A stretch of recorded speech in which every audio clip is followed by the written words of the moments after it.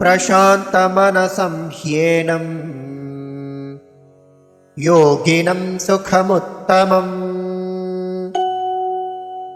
उपैति शान्तरजसं ब्रह्मभूतमकल्मषम्। प्रशांत मनसं हि येनं योगिनं सुखम् उत्तमम् उपैति शांत रजसं ब्रह्मभूतम् अकल्मषम्। प्रशान्तमनसं ह्येनं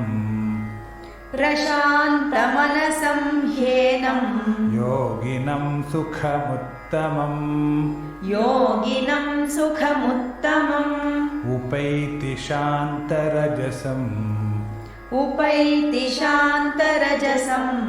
ब्रह्मभूतमकल्मषम्।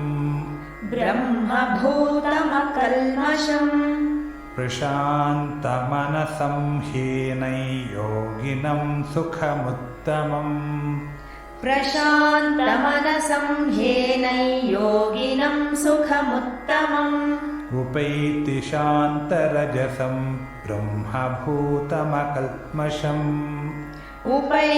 शान्तरजसं ब्रह्मभूतमकल्मषम्। प्रशान्तमनसं ह्येनं योगिनं सुखमुत्तमम् उपैति शान्तरजसं ब्रह्मभूतमकल्मषम्।